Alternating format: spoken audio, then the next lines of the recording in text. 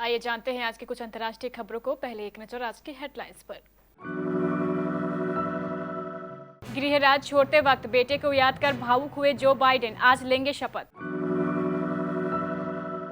वार्ता में दोनों पक्ष पूरी तैयारी के साथ लेंगे हिस्सा, केंद्र सरकार अपना सकती है कड़ा रुख। दुनिया देखे कि कैसे संकट में पड़ोसियों का सहारा बना है भारत, आज से बांग्लादेश, नेपाल सहित 6 देशों को देगा कोरोना टीका। डोनाल्ड ट्रंप ने दिया विदाई भाषण, कैपिटल भवन हिंसा, चीन का जिक्र। खुफिया कैमरों पर चीन के डॉक्टरों ने खोली पोल, कहा हम जानते थे फैला रहा है जानलेवा वायरस। अन्ना का दिल्ली अनशन रोकने में जुटी भाजपा, राज्य के पूर्व मंत्री को मिली मनाने की जिम्मेदारी। पेट्रोल डीजल की कीमतों में एक बार फिर लगी आग। वरुण धवन और नताशा दलाल की शादी पर पहलाज निगलानी ने किया चौंकाने वाला खुलासा। और ऑस्ट्रेलियाई मीडिया ने ऐतिहासिक जीत के बाद कुछ ऐसे की टीम इंडिया की तारीफ।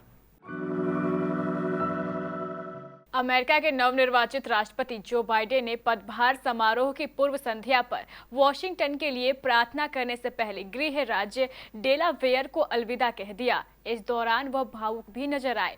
उन्होंने अपने आप को डेलावेयर का बेटा बताया। उन्होंने यहाँ के निवासियों को सार्वजनिक सेवा में अपने दशकों लंबे करियर में सेवा करने के लिए धन्यवाद दिया।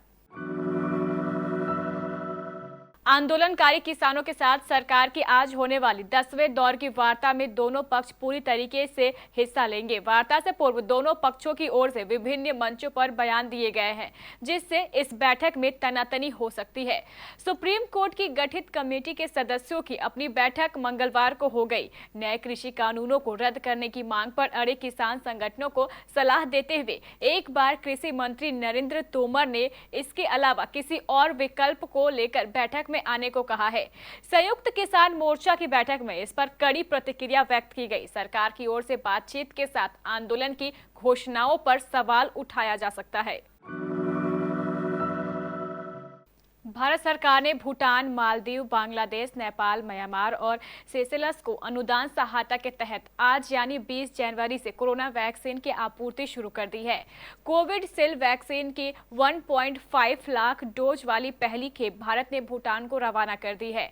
आज महाराष्ट्र के छत्रपति शिवाजी महाराज इंटरनेशनल एयरपोर्ट से भूटान की राजधानी थिम्पू के लिए वैक्सीन की पहली खेप रवाना की गई। इसी तरह आज अलग अलग समय पर भारत सरकार इन पड़ोसी देशों को वैक्सीन उपलब्ध कराएगी।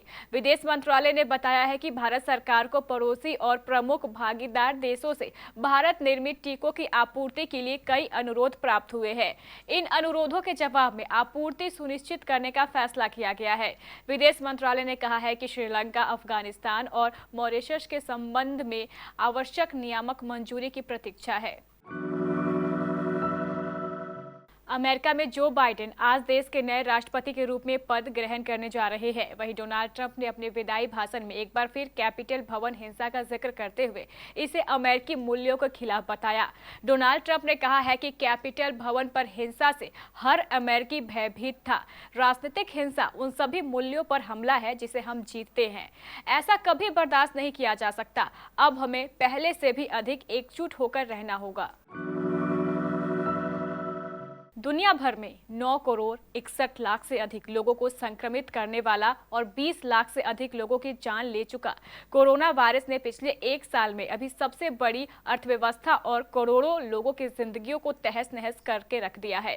चीन से निकले इस वायरस ने अमेरिका और ब्रिटेन जैसे ताकतवर और सुविधा संपन्न मूल्यों को भी हिलाकर रख दिया। शुरुआत से ही इस महामारी के पीछे चीन की भूमिका संदिग्ध रही है और अब वहां के कुछ डॉक्टरों और स्वास्थ्य कर्मियों ने खुफिया कैमरों पर सच्चाई बयां की है। वुहान के इन स्वास्थ्य कर्मियों ने कहा है कि वे जानते थे कितना खतरनाक है और जानलेवा वायरस फैला रहे हैं, लेकिन उन्हें झूठ बोलने को कहा गया था। कृषि कानूनों के खिलाफ दिल्ली में शुरू किसान आंदोलन में अन्ना हजारे के कूदने से भाजपा की धड़कन बढ़ गई है। इसके मद्देनजर भाजपा ने रणनीतिकारों से अन्ना हजारे को दिल्ली जाने से रोकने की कवायद शुरू कर दी है। इस बार अन्ना को अनशन से रोकने के लिए भाजपा ने पूर्व मंत्री गिरीश महाजन की बजाय पूर्व कृषि मंत्री राधा कृष्ण विखे पाटिल को आगे किया है। दरअसल भाजपा किसी भी परिस्थिति में अन्ना हजारे को दिल्ली में अनशन करने से रोकना चाहती है, जबकि अन्ना ने 30 जनवरी से दिल्ली के रामलीला मैदान में अपना अंतिम अनशन करने का ऐलान किया है। अन्ना के इस ऐलान के बाद भाजपा चौकन्नी हो गई है। देश में पेट्रोल डीजल की कीमतों में लगातार दूसरे दिन मंगलवार को इजाफा हुआ। राष्ट्रीय राजधानी दिल्ली में मंगलवार को पेट्रोल की कीमत में 25 पैसे की बढ़ोतरी हुई, जिससे यह 85.20 रुपये प्रति लीटर पर पहुंच गया। वहीं दिल्ली में डीजल का भाव भी 25 पैसे की बढ़ोतरी के साथ 75.38 रुपये प्रति लीटर पर पहुंच गया है। इस तरह दिल्ली में पेट्रोल की कीमत सर्वकालीन उच्चतम स्तर पर है। Coolie number 1 actor Varun Dhawan और गर्लफ्रेंड नताशा दलाल की शादी का सस्पेंस खत्म होने का नाम नहीं ले रहा है। अब फिल्म मेकर और सीबीएफसी के पूर्व चेयरमैन पहलाज निगलानी ने अपने दावे से इस सस्पेंस को और बढ़ा दिया है। पहलाज ने कहा है कि उन्होंने सुना है कि वरुण और नताशा 23 से 24 जनवरी वाले वीकेंड में शादी करने वाले हैं। हालांकि अभी कोई निमंत्रण नहीं मिला है। पहलाज ने मिड डे से बातचीत में कहा है कि मेरे सुनने में आया है कि वरुण की शादी इसी वीकेंड में हो रही है, लेकिन मुझे अभी तक निमंत्रण पत्र नहीं मिला है। डेविड और मेरी बात अक्सर होती है, लेकिन उन्होंने मुझे शादी का जिक्र नहीं किया। कपल के लिए मेरी शुभकामनाएं। धवन परिवार ने शादी की खबरों को कहीं से भी लीक नहीं होने दिया। हालांकि वरुण एक इंटरव्यू में कह चुके हैं कि वो जल्द नताशा से शादी करना चाहते हैं। ऑस्ट्रेलियाई मीडिया ने टेस्ट सीरीज में भारत की शानदार जीत की तारीफ करते हुए इसे सबसे बेहतरीन वापसी के साथ मिली जीत में से एक करार दिया है।